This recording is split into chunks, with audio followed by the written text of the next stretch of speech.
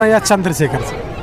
अभी हमारे जो बहुजन समाज के जो युवा छवि है चंद्रशेखर से कहीं ज़्यादा हमारे आकाश आनंद जी हैं। क्यों भैया? आकाश आनंद तो केवल मंचों को संबोधित करने जाते हैं, चंद्रशेखर तो लगातार क्षेत्र में जाते हैं। जो चंद्रशेखर है ये सिर्फ भड़काऊ बयानबाजी करके अपने सुर्खियों में बनाए हुए हैं, लेकिन जो हमारे आकाश आनंद जी हैं ये मान सम्मान और स्वाभिमान के लिए जनता को प्रेरित करते हैं अपने मंच के माध्यम से और युवाओं को प्रेरित करते हैं। इसलिए हमें लगता है कि चंद्रशेखर से कहीं ज़्यादा बेहतर आनंद जी आकाश आनंद जी हैं। चंद्रशेखर बीजेपी का एजेंट है और चंद्रशेखर बीजेपी और कांग्रेस का एजेंट लगता है। अच्छा जी, एक बात और है, बसपा सुप्रीमो बहन मायावती को जिस प्रकार से समाज ने एक्सेप्ट किया, क्या आकाश आनंद को एक्सेप्ट कर पाएंगे? बिल्कुल। अगर आकाश आनंद जी इस तरह से कड़ी मेहनत करेंगे समाज के लिए और रोड पे आएंगे और नुक्कड़ गली में अपना कार्यक्रम रखेंगे तो बिल्कुल जनता आकाश आनंद जी को एक्सेप्ट करेगी। चलिए बात कर रहे हैं लोगों से, क्या कहेंगे इस बार आकाश आनंद दिल्ली के चुनावी दंगल में कूद गए हैं, क्या सफलता मिल पाएगी? बिल्कुल सफलता तो मिलनी चाहिए और सफलता जब भी मिलेगी जब हमारा समाज उनके साथ खड़ा होगा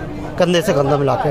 और केजरीवाल की और बीजेपी की जो नीति है उनसे कैसे मुकाबला करेंगे? नहीं, केजरीवाल आपको दारू दे सकता है फ्री में, एक के बदले एक, लेकिन शिक्षा फ्री नहीं दे सकता, आपको रोजगार नहीं दे सकता, जॉब नहीं दे सकता।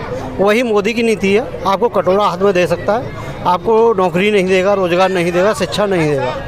और रही चंद्रशेखर की बात जो कह रहे हैं, मैं फिर कह रहा हूँ आपको, मैं 26 अलीपुर रोड पे भी एक बार बोल चुका हूँ, चंद्रशेखर ने पार्टी नहीं बनाई है, चंद्रशेखर के द्वारा बनवाई गई है पार्टी। और चंद्रशेखर से पार्टी बनवाई किसने? कांग्रेस और बीजेपी के द्वारा। एक्चुअली कहा है हमारा उत्तर प्रदेश के अंदर करीब यादव वोट है 7% में 4% हिंदू मुसलमान के नाम पे बीजेपी को चला जाता है यादव वोट, और बहन जी का वोट बैंक एक ऐसा वोट बैंक है वो हिंदू मुसलमान के नाम पे कहीं नहीं जाता।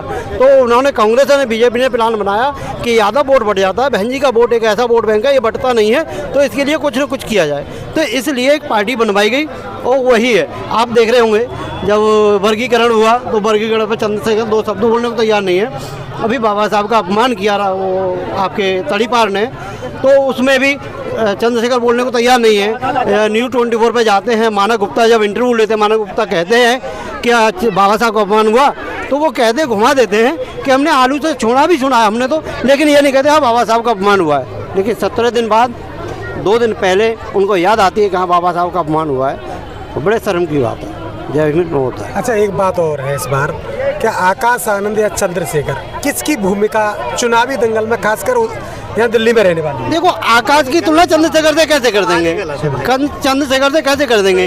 एक हमारी राष्ट्रीय पार्टी, कल एक पौधा, एक चीज बताओ, धूप निकल रही है, आप बरगद के पेड़ के नीचे बैठोगे, पौधे के नीचे बैठोगे? बीएसपी हमारे